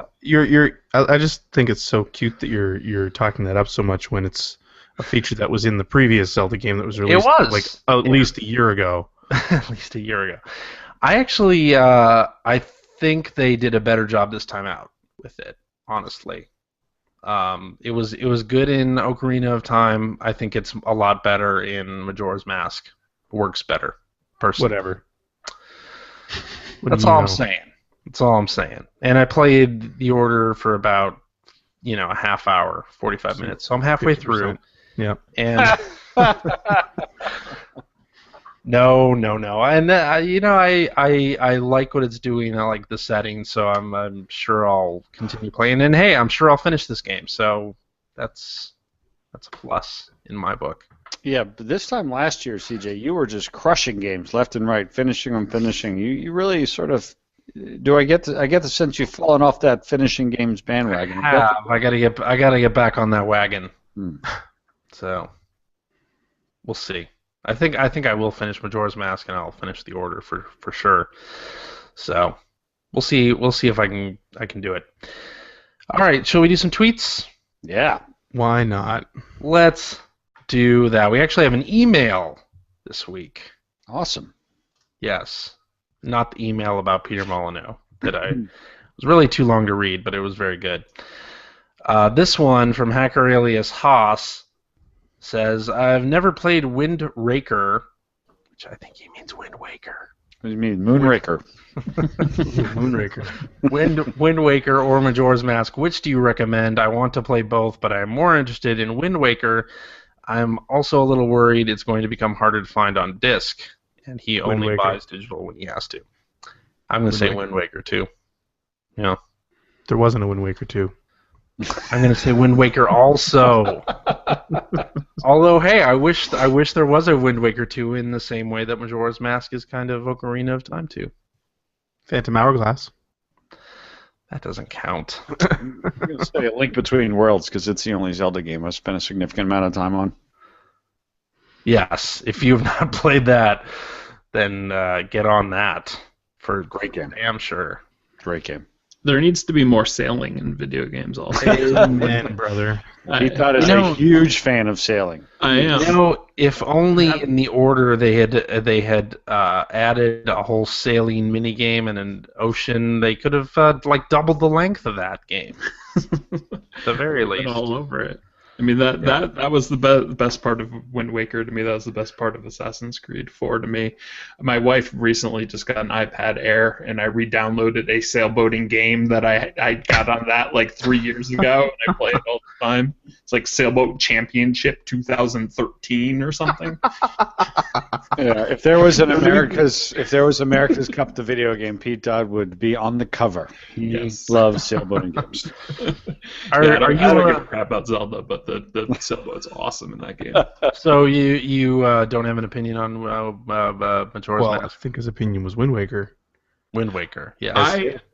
I'm like you guys, where I didn't play very much Majora's Mask back in the old days, and I don't have it now. So I don't know. I didn't think I liked 3D Zelda games until Wind Waker. That's the one that I enjoyed the most. So it's saying something.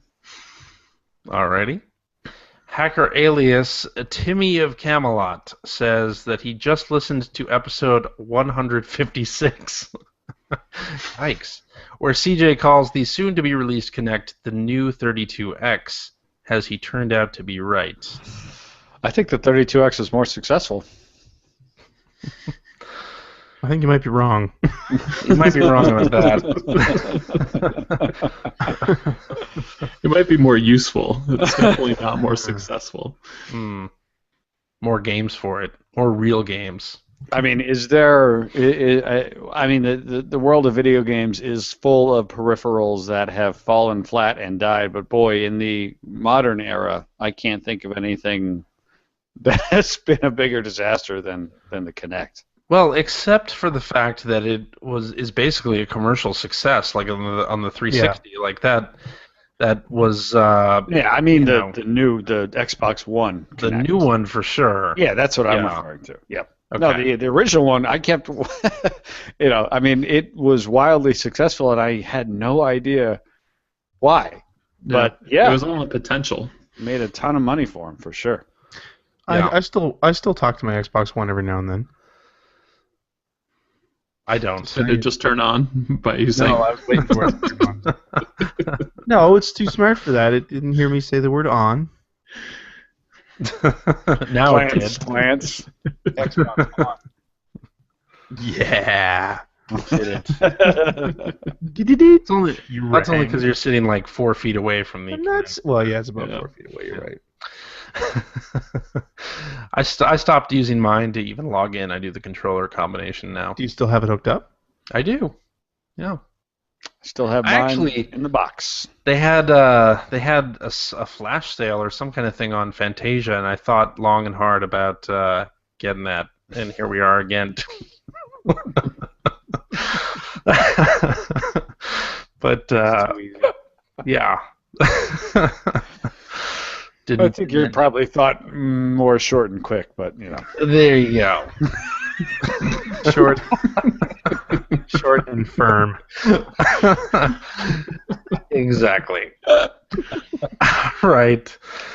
Let's do this one from Hacker Alias Thormon3, who says, "What game do you regret pre-ordering the most?" I pre-ordered The Order 1886, which is why I ask. Luckily, it's on disc. Greg, you pre-order most of your games, right? So Yeah, there was The Crew was one of them. Oof. I regretted that. There was another one there a couple years ago, and I'm trying to remember what it was that I remember just actually. Oh, it was the Grid 2. that's a great game. Yeah, that was the one I took back in like an hour. That is a fantastic game. Yeah, that game was terrible.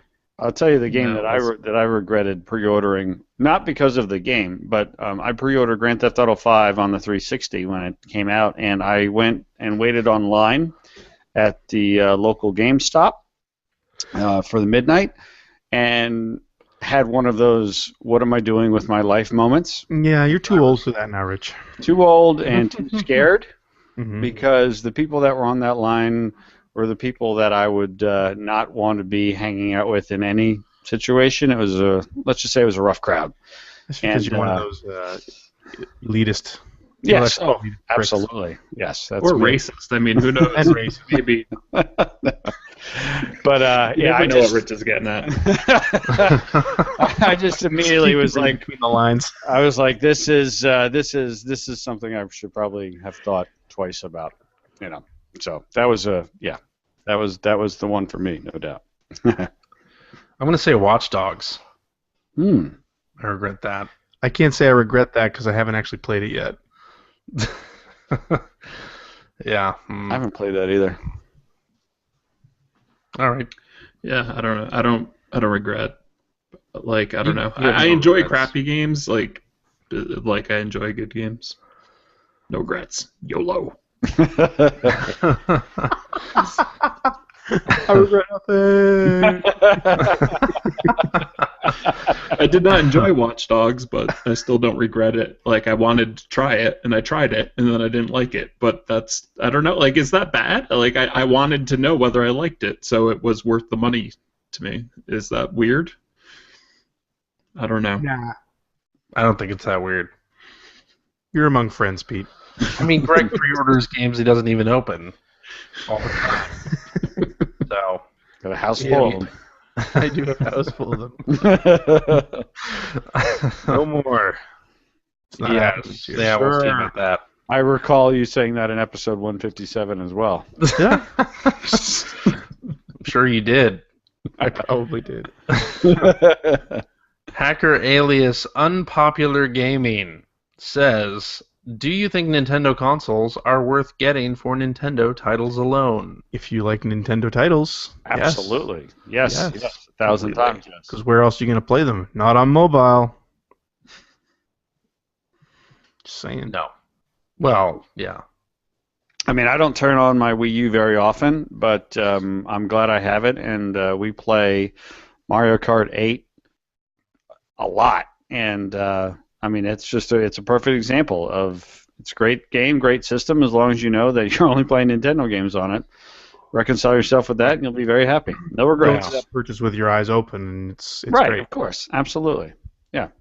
By the way, I mean, that Kirby and the Rainbow Curse release last week, that totally snuck up on me. I mean, you know, I didn't buy it, but probably wrong time coming out a week after Majora's Mask I'm done and a with new Kirby. system. Wait, So, what? are there now too many Nintendo games coming out, CJ? Is that the problem? Too many.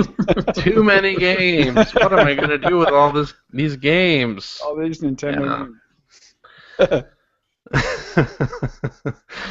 All right. Let's do this one from Hacker alias Rich Grisham. Who? What? God, that guy. I always ask their worst questions. He does. Idiot. He asks, "Is it About NBA 2K. strange?" I want Rich to answer this first. Okay. Is it strange that I wait for all episodes of Telltale games to be released before starting playing Wolf Among Us now? Yeah, I don't. For whatever reason, these episodic games, I will not play them until I know I can play the whole thing. Even though I might not. It's not like I'll play it that much faster, but I don't like to I just, for whatever reason, I want to know they're all out there, so if I want to binge over the course of a week or so, I can just do it. But I have a feeling I'm one of very few people like that, because I see a lot of people saying, for example, the new Game of Thrones is fantastic and stuff like that. So I have a feeling I am in the vast minority on that. I don't think it's strange. I think you're smart. Yeah. Based on Telltale's track record the last year and a half to 2 years, with pricing and all that stuff, and it's killing me. I want to play those Game of Thrones games so badly, but I can't. I refuse to buy a season pass before there's at least one price drop, just because with Walking Dead 2 and with Wolf Among Us, both happened that way, and I was ticked about that. And also, their release schedule was terrible on those games. It took so long for new episodes to come out. But all things being equal, if there wasn't the big price drops and they had a more reasonable release schedule, I love playing episodic games as they come out. There's just something about it. I really, really enjoy that. I enjoy the anticipation of the new episode. I enjoy having like an hour and a half to 2 hours worth of gameplay that I can just sit down and finish it all in one sitting, and then I kind of don't feel compelled to keep playing after that. Like, it's like, okay, I've completed that, and now there's a wait. But if the wait's 2 months, it's too much. Right. You know, if it's like a few weeks, yes, that's just about right. I really dig playing episodic games as they come out that way, but unfortunately, Telltale kind of killed the golden goose the last time around, and so now I'm waiting, and I will end up getting Game of Thrones eventually. I'm kind of bummed that I don't get to experience them as they come out, and I'll binge play them when they're finally all released, and I buy them for like $7 or something. Yeah, I'm with you, Rich. I'd wait until they're finished now. I don't. Yeah. I mean, a big part of it is price, because not only, I mean, everything falls in price, but the price drop on Telltale games can be drastic. You know, depending on platform. You know, like, yeah. But I mean, especially on the PC, it's like, oh, this was just $30 and now it's $3. Yeah. So, yeah, but there's that, but there's also, like, I enjoy the episodic setup, like Greg was saying, but at the same time, I do like knowing, like, if I can't wait, like, I have to see what's next, that it's there. But but if you do, you do it after the fact, you can just sort of stop and be like, I'm going to take a 4-day break, or however, right. You pick what the right amount of time is, and just sort of take a break and then come back into it. Yeah, I like being able to decide that for myself, I guess, instead of Telltale's like, well, episode 2 is going to be out in a month, but episode 3 is going to be out in 4 months, and episode, like, not knowing, and, like, every week, it's like, and then it's like, it's going to come out next week. No, actually, it's in 3 weeks. Sorry, guys. What if they switched to the way that Netflix has been doing things, where they release all the episodes at once and allow you to buy piecemeal if you want, and then have a way to complete the season that's at a lower price or whatever? That's kind of what they're doing now. That's almost exactly what they're doing now, except they're not releasing them all at once. Right, exactly. You can buy separate episodes. You can buy the whole thing. I mean, and I don't mean to sound like Telltale's games aren't worth the asking price, because they are. I think they are. But there's no way to not feel cheated if you bought the season pass, and then after 2 or 3 episodes of a 5-episode season, everybody else gets to buy it at half price. Right. Exactly. Even though when you think more rationally, it's like, well, I got to play the first 3 episodes before they did, but that's not how you think. It's like, well, I spent $15 here and everyone else is spending $7. I could have spent $7. But you mentioned Netflix, and it's kind of the same thing. Like, none of us, well, not very many of us, I feel nowadays, do like appointment television watching anymore, right? I mean, it's all DVR'd, or it's all on Netflix. But what that's resulted in is binge watching, and I do it myself. And I kind of miss it. Like, I don't watch very much live television anymore, but I kind of like, say, Game of Thrones, or Mad Men is another series that I really enjoy. I hate the 1-year wait I've had for the last half of the final season for that show, but I kind of like the weekly hour because again, Right. you get that, oh my god, what's going to happen next, and you get the useless teaser that tells you nothing. Yeah. Like that anticipation, and you can have that discussion with people because you all watched it last night. Whereas like something like House of Cards, the next season of House of Cards comes out on Netflix on the 27th. I know by the 28th I'll have watched the entire season. Right. And it's just, it's not the same thing, right? Not at all. You're binge watching like 10 hours of content as opposed to 1 hour a week. I prefer that setup, but I don't do it anymore because I prefer that setup with TV in part because there are so many shows nowadays that start and then get canceled, or I don't want to get engrossed in a series that's not gonna finish or not even gonna last like one season. Yep. So there are a lot of shows like I'm actually watching Breaking Bad now, and we're binge watching that, and I had not seen any of that until it was all out. So CJ is going to be very, very depressed. It's going to be a dark episode next week. We're halfway through season 4. Oh man, I'm surprised you can even crack a smile at this point. Well, the good thing about it is you don't have to wait that week. You don't have to think about just one episode. That's the best part. It is a good part. Like there are shows that I enjoyed that with. Lost certainly being one of them. Definitely. But I'll take it either way. Good content. I recommend binge watching, but doing it with my wife because it's hysterical. We'll watch something like Lost or Breaking Bad. No, it's okay. It doesn't matter if it's long or short, Greg. Either way, do it with my wife. And could be thick or thin. Yeah. We'll get to the end of an episode, and she'll be like, it'll be a cliffhanger. She'll look at me and be like, "Oh my god!" And I'm like, "You just have to hit play and do it." You actually don't even have to do that on Netflix. Stresses her out. It's like, oh my god, I can't handle the fact that I have to hit play. You don't even have to hit play on Netflix anymore, though. They you don't even see the credits, and you're already into the next episode. They will autoplay it for you, exactly. Well, I guess it depends on what we're watching. Yeah, like Netflix autoplays. There's some stuff that isn't on Netflix that we. Oh, right. Mm-hmm. I just remember, because I watched The Sopranos when it, was first on, and the Sopranos was probably the best at the, coming next week trailer where, it gets you incredibly excited, but you can't really tell what's going on.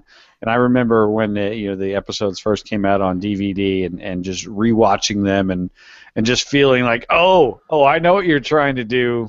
Show me that trailer because I know what's coming up. Yeah, I just like that feeling, of feeling like, okay, well, you're not getting me this time. The second time, Sopranos trailer making guy, I got you, pal. And whoever said this, right? Mad Men's the opposite of it. It's like next week on Mad Men, and it's like a woman turning around, and then it's like the side of Don Draper's head, and then there's like a car. Yeah, and then you Pete saying, like, oh, I can't wait to see. And then that's the whole thing. And then there's like, I think half those scenes don't even make it into the episodes. No. They're teaser it's just them walking like to the set. Yeah. Oh god, I can't wait for that season to start. Yeah. Sorry, half season to start.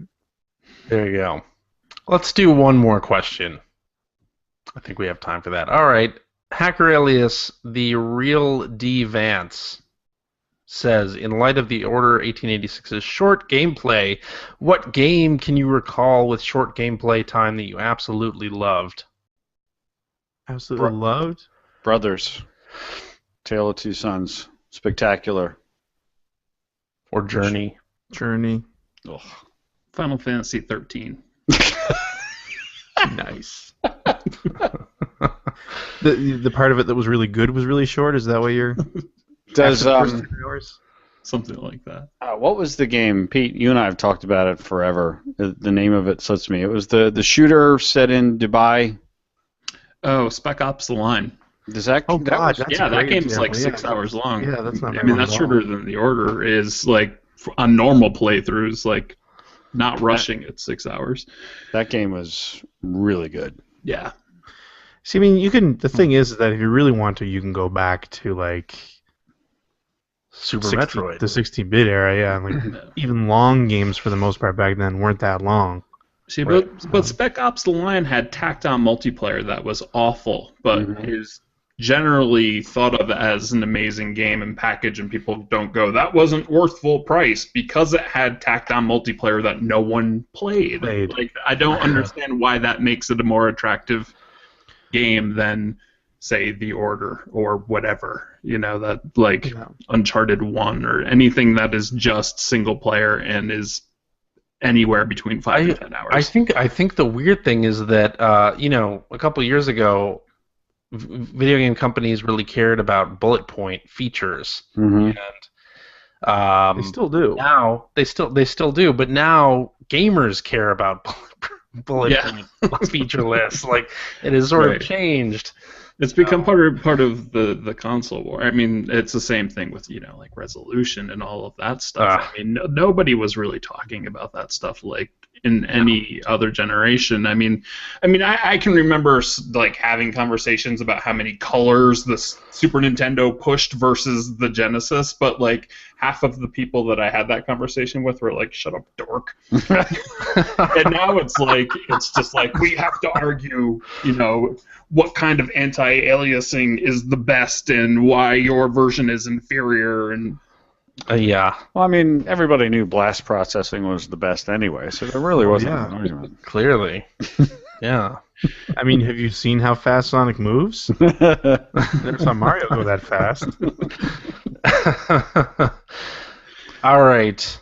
Before we start the outro, Rich, I know you are doing some PAX East stuff. I want to be able to have you put that info out there, so go for it. Awesome, thank you. Yes, Saturday, March 7th at 4:30 p.m. at the Bumblebee Theater at PAX East, we are having the Press Run Podcast panel called Sports Games at a Crossroads. Myself, Sumit Sarkar from Polygon, TJ Lowerman, that sports gamer who just destroyed last week's episode.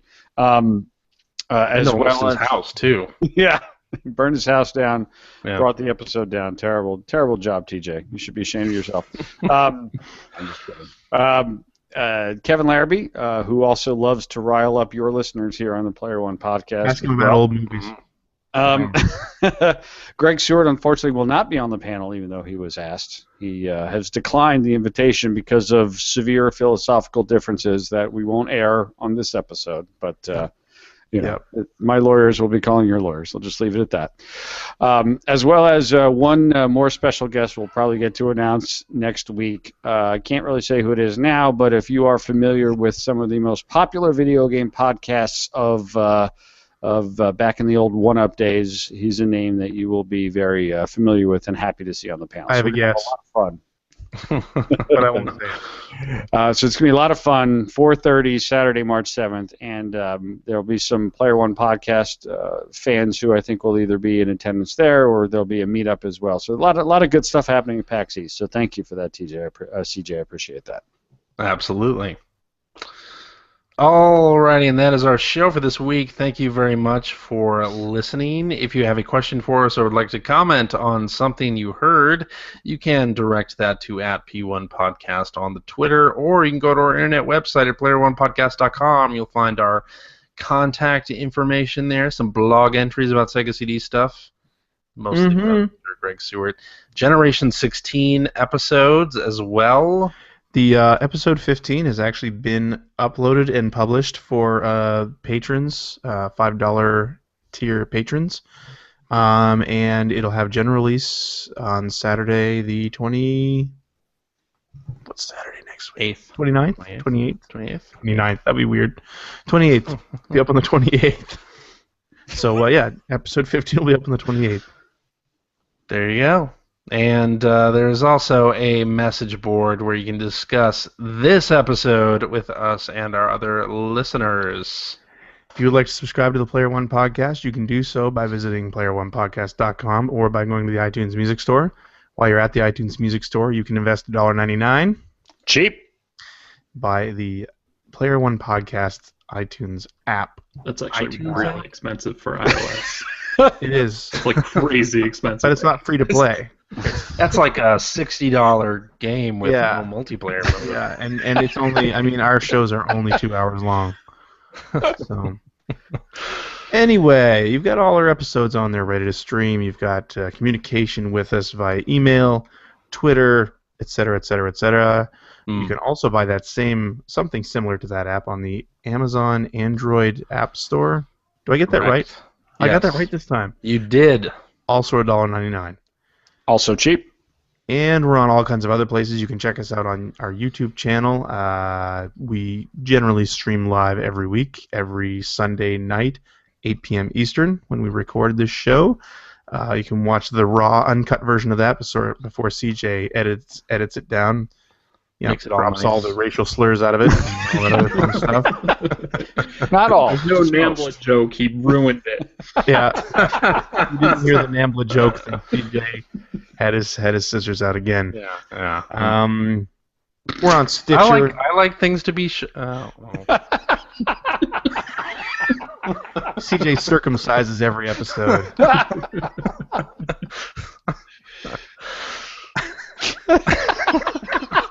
That's exactly what it is. Freshly shorn to your ears every Tuesday night.